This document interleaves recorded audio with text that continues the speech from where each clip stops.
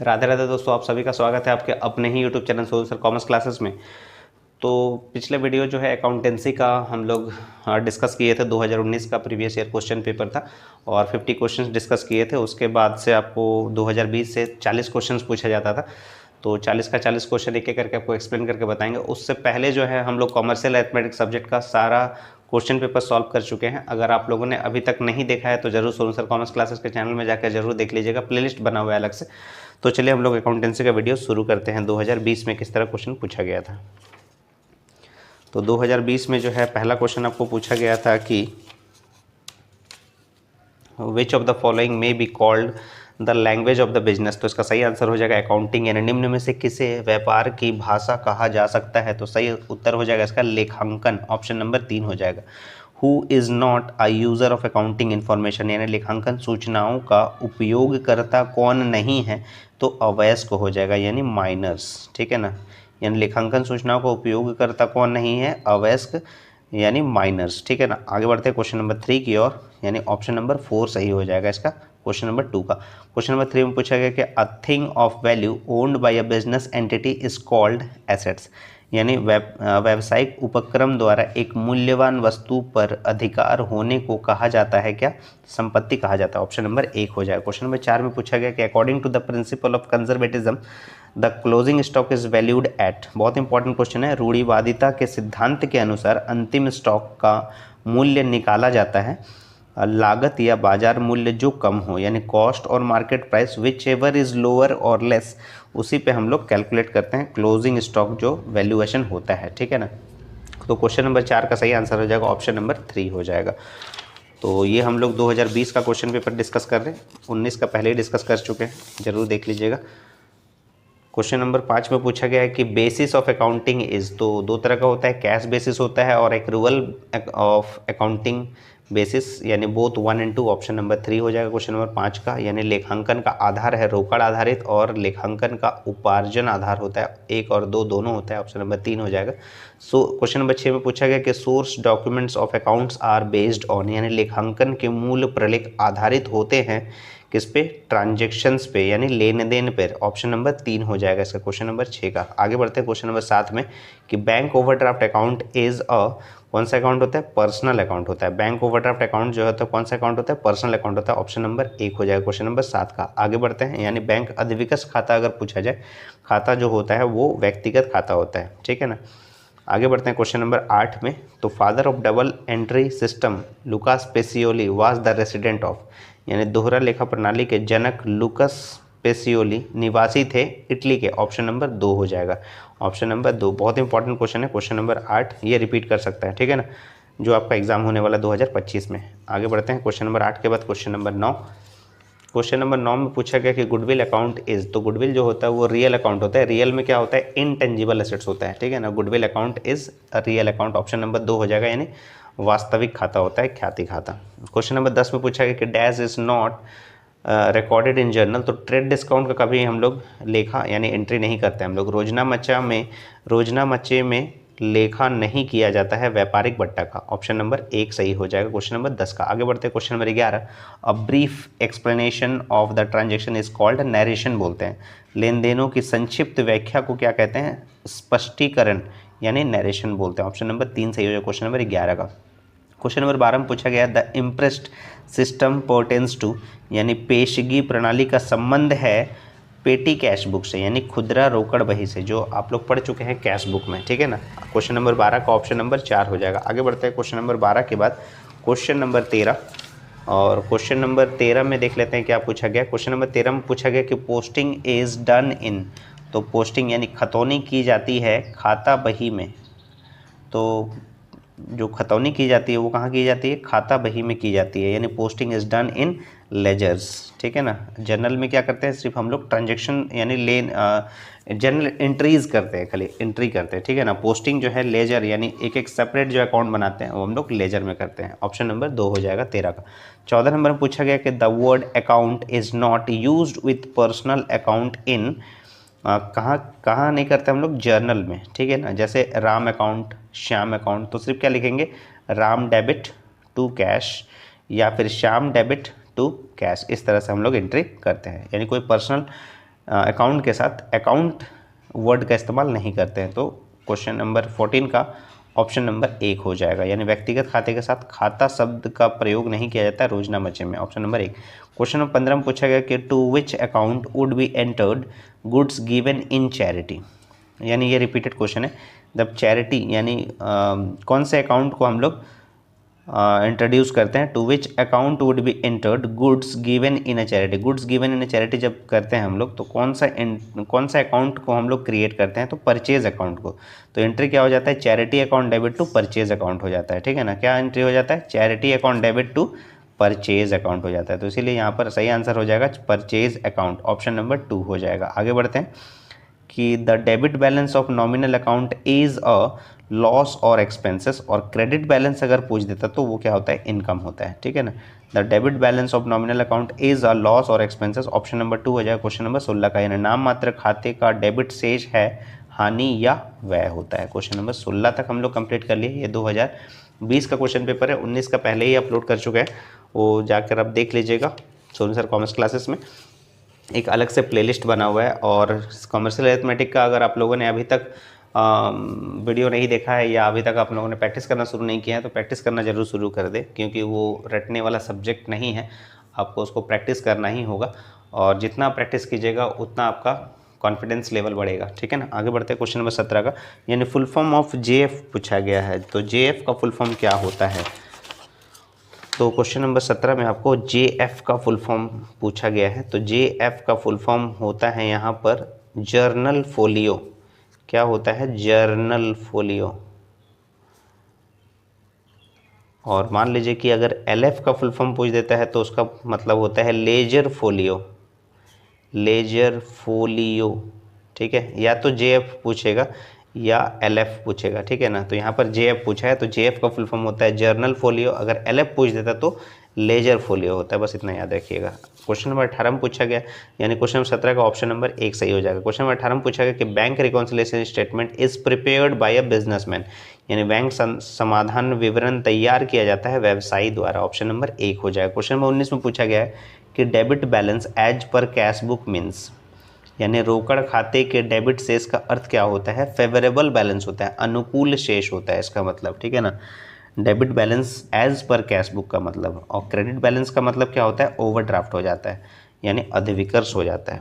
आगे बढ़ते हैं हम लोग क्वेश्चन नंबर 20 की ओर, यानी 19 का ऑप्शन नंबर 2 सही हो। क्वेश्चन नंबर 20 में पूछा गया है कि balance of dash account is shown at the debit side of trial balance, तो यानी कौन सा अकाउंट को जो है हम लोग डेबिट साइड में दिखाते हैं ट्रायल बैलेंस के, तो कैश अकाउंट जो है वो डेबिट बैलेंस होता है, क्रेडिटर्स क्रेडिट बैलेंस होता है, कैपिटल क्रेडिट बैलेंस होता है, बैंक ओवरड्राफ्ट क्रेडिट बैलेंस होता है। तो सिर्फ यहाँ पर क्या बोला गया, डेबिट साइड में बोला गया क्या लिखा जाता है, तो कैश अकाउंट को, बाकी क्रेडिटर कैपिटल और बैंक ओवरड्राफ्ट क्रेडिट बैलेंस में दिखाया जाता है। आगे बढ़ते हैं क्वेश्चन नंबर 20 का, ऑप्शन नंबर 3 के बाद क्वेश्चन नंबर 21। तो क्वेश्चन नंबर 21 में क्या पूछा है वो भी हम लोग देख लेंगे। क्वेश्चन नंबर 21 में पूछा गया कि the trial balance is prepared on, तो ट्रायल बैलेंस जो है वो प्रिपेयर्ड होता है साल के अंत में होता है, लेकिन एक विशेष तिथि पर, यानी विशेष तिथि को बनाया जाता है, तो अ पर्टिकुलर डेट होगा, ऑप्शन नंबर 4 हो जाएगा इसका सही आंसर, ठीक है ना। विशेष तिथि को, ऑप्शन नंबर 4 हो जाएगा। तो ये 2 नंबर जो टिक किया गया उसको मत देखिए, 4 नंबर में हो जाएगा, तलपट तैयार किया जाता है विशेष तिथि को, ऑप्शन नंबर 4 हो जाएगा, ठीक है ना। आगे बढ़ते हैं क्वेश्चन नंबर 22 में, repair of machinery of 500 will be debited to, तो मशीनरी की मरम्मत के लिए 500 रुपये डेबिट किए जाएंगे। तो ये जो मरम्मत हुआ है ये देखिए जो एक्सपेंसेस होता है वो 2 तरह का होता है, कैपिटल एक्सपेंडिचर होता है और एक रेवेन्यू एक्सपेंडिचर होता है।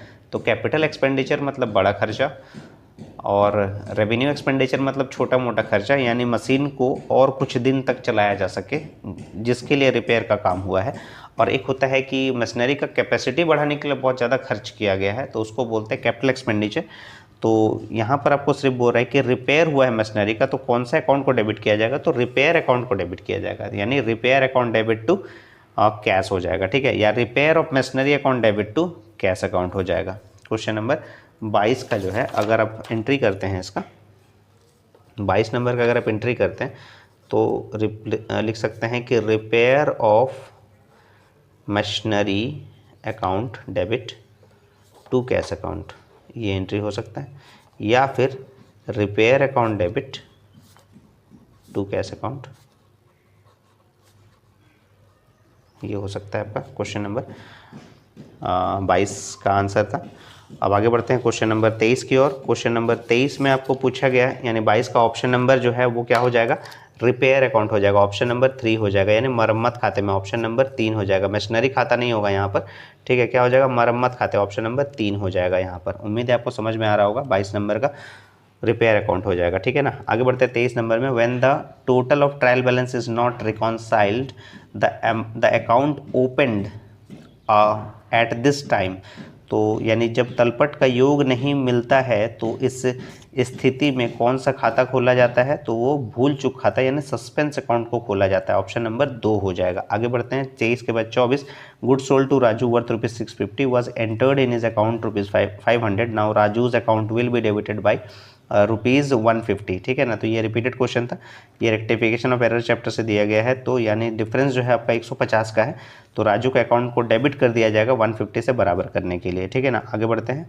क्वेश्चन नंबर 24 के बाद, क्वेश्चन नंबर 24 का ऑप्शन नंबर 2 के बाद आगे बढ़ते हैं क्वेश्चन नंबर 25 में पूछा गया the useful life of land is क्या होता है, अनलिमिटेड होता है यानी असीमित होता है, ऑप्शन नंबर 3 हो जाएगा क्वेश्चन नंबर 25 का। आगे बढ़ते हैं question number 26, obsolescence means decline in the value due to innovation and invention, यानी अप्रचलन का अर्थ मूल्य में कमी करना है नवप्रवर्तन और आविष्कार हेतु, यानी नया आविष्कार अगर हो जाता है तो वो पुराना वाला जो चीज़ है वो ऑब्सोलेसेंस यानी वो समय के हिसाब से वो बाहर हो जाता है प्रचलन से, ठीक है ना। आगे बढ़ते हैं 27 नंबर में, a machinery is depreciated by ₹2000 every year which method is being use to calculate depreciation, यानी हर एक साल का डेप्रिशिएशन अगर 2000 रुपया है तो इसको बोलते हैं स्ट्रेट लाइन मेथड। यानी स्ट्रेट लाइन मेथड में क्या होता है कि हर एक साल का जो डेप्रिशिएशन रहता है वो एक ही रहता है, 2000 पहला साल, दूसरा साल भी 2000, तीसरा साल भी 2000, और अगर रिटर्न डाउन वैल्यू मेथड अगर होता है तो उसमें पहला साल अगर 2000 है तो दूसरे साल 1900 होगा, तीसरे साल आपका 1800 होगा,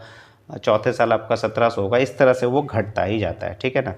तो ये क्वेश्चन नंबर 27 का सही ऑप्शन हो जाएगा ऑप्शन नंबर 2, यानी एक मशीन को प्रत्येक वर्ष 2000 रुपये से ह्रासित किया जाता है, तो ह्रास की गणना हेतु किस विधि का प्रयोग किया जाता है, तो सरल रेखा विधि का, ऑप्शन नंबर 2 हो जाएगा। क्वेश्चन नंबर 28 में पूछा गया कि what is created for non liability, non liability के लिए यानी ज्ञात दायित्व के लिए क्या सृजित किया जाता है, तो संचय खाते को सृजित किया जाता है यानी रिजर्व अकाउंट क्रिएट किया जाता है, ऑप्शन नंबर 1 हो जाएगा इसका, ठीक है ना। प्रोविजन नहीं होगा, ऑप्शन नंबर 1 हो जाएगा, संचय खाता रिजर्व हो जाएगा, क्वेश्चन नंबर 28 का ऑप्शन नंबर 1 हो जाएगा। आगे बढ़ते हैं क्वेश्चन नंबर 29, क्वेश्चन नंबर 29 में पूछा गया कि capital reserve is created from, तो कैपिटल प्रॉफिट हो जाएगा, ऑप्शन नंबर 2 हो जाएगा, यानी पूंजीगत संचय का निर्माण किया जाता है पूंजी लाभों में से, ऑप्शन नंबर 2 हो जाएगा। 30 नंबर में how many days are allowed as days of grace for payment of a bill, तो ये 3 दिन दिया जाता है, ठीक है ना, 3 डेज ऑफ ग्रेस दिया जाता है। बिल के भुगतान के लिए कितने दिन रियायती दिन के रूप में दिया जाता है, 3 दिन, ऑप्शन नंबर 2 हो जाएगा। क्वेश्चन नंबर 31 में when a bill discounted is dishonoured the drawer gives credit to, bank account हो जाता है। When a bill discounted is dishonour अगर हो जाता है, ड्रॉवर जो है किसको क्रेडिट करेगा, बैंक अकाउंट को, ऑप्शन नंबर 2 हो जाएगा क्वेश्चन नंबर 31 का। 32 में पूछा गया कि in case of sudden holiday maturity date falls on next following day, यानी आकस्मिक छुट्टी के दिन परिपक्वता तिथि होती है तो आगामी दिन को दिया जाएगा बिल का पैसा, ऑप्शन नंबर 1 हो जाएगा 32 का। आगे बढ़ते हैं question number 33, outstanding wages is shown in trial balance, it is shown in, outstanding wages अगर ट्रायल बैलेंस में दिया तो सिर्फ वो बैलेंस शीट में आपको इसका एंट्री करना है, ऑप्शन नंबर 3 हो जाएगा। तलपट में अदत्त मजदूरी को दिखाया गया है तो इसे दिखाते हैं हम लोग आर्थिक चिट्ठा में, ऑप्शन नंबर 3 हो जाएगा क्वेश्चन नंबर 33 का। 34 में पूछा गया कि amount spent on increasing the sitting capacity in a cinema hall is capital expenditure, एक सिनेमा हॉल में बैठने की क्षमता में वृद्धि के लिए की गई व्यय की राशि जो है वो बड़ी ह्यूज अमाउंट होता है, तो इसीलिए उसको बोलते हैं पूंजीगत व्यय बोलते हैं, यानी कैपिटल एक्सपेंडिचर बोला जाता है, ऑप्शन नंबर 1 सही हो जाएगा क्वेश्चन नंबर 34 में। छोटा मोटा खर्चा किया जाता है तो रेवेन्यू एक्सपेंडिचर बोला जाता है, यानी आयगत व्यय बोला जाता है। क्वेश्चन नंबर 35 में excess of assets over liability is called capital बोलते हैं, यानी एसेट्स और लायबिलिटी का डिफरेंस को हम लोग क्या बोलते हैं, कैपिटल बोलते हैं, ठीक है, ऑप्शन नंबर 1 हो जाएगा। यानी संपत्तियों का दायित्व पर अधिक है, यानी संपत्ति अगर ज़्यादा है दायित्व से तो उसको हम लोग क्या बोलते हैं, कैपिटल बोलते हैं, ऑप्शन नंबर 1 हो जाएगा। क्वेश्चन नंबर 36 में रैम स्टैंड्स फॉर, ये सभी को आपको पता है, रैंडम एक्सेस मेमोरी, यानी रैम का पूर्ण रूप है random access memory, option number 1 हो जाएगा क्वेश्चन नंबर 36 का। आगे बढ़ते हैं क्वेश्चन नंबर 37। क्वेश्चन नंबर 37 में आपको दिया गया है कि how many bits make 1 byte, तो इसका सही आंसर हो जाएगा 8, ऑप्शन नंबर 3। कितने बीट से एक बाइट का निर्माण होता है, तो 8, ऑप्शन नंबर 3 हो जाएगा। टैली इज क्या है, अकाउंटिंग सॉफ्टवेयर, ये भी आपका रिपीटेड क्वेश्चन है, ऑप्शन नंबर 1 हो जाएगा कि टैली जो है वो लेखांकन software, option number 1। The full form of AIS is accounting information system, यानी AIS का फुल फॉर्म होता है accounting information system, option number 1 हो जाएगा। और क्वेश्चन नंबर 40 में पूछा गया कि hard copy printer is output device होता है, ठीक है ना, ऑप्शन नंबर 1 हो जाएगा। आउटपुट उपकरण, ऑप्शन नंबर 1 हो जाएगा। तो 40 का 40 क्वेश्चन हम लोग डिस्कस कर लिए। ये आपको पूछा गया था 2020 में पूछा गया था, 2019 का हम लोग पहले कंप्लीट कर चुके हैं, 2020 का आज कंप्लीट कर लिए 40 का 40 क्वेश्चन। उम्मीद है आपको वीडियो में कुछ भी डाउट नहीं होगा, और अगर होता है तो कमेंट करके ज़रूर बताइएगा। और अगर आपको वीडियो पसंद आ रहा है तो ज़्यादा से ज़्यादा वीडियो को अपने दोस्तों में शेयर कीजिएगा, ताकि उनको भी वीडियो से कुछ बेनिफिट मिल जाए। और एग्ज़ाम जो आपको होने वाला है 2025 में, और उसमें आप सही अच्छा से मतलब एग्ज़ाम दे के अच्छा मार्क्स लेकर आएँ। और कॉमर्शियल अरिथमेटिक जिनका सब्जेक्ट है वो ज़रूर देख ले। कॉमर्शियल अरिथमेटिक सब्जेक्ट का भी सारे क्वेश्चंस प्रीवियस ईयर का सॉल्व कर चुका हूँ, उसको भी ज़रूर आप लोग प्रैक्टिस कर ले। और इसी तरह से जुड़े रहिएगा सोनू सर कॉमर्स क्लासेस के साथ। तब तक के लिए राधे राधे दोस्तों।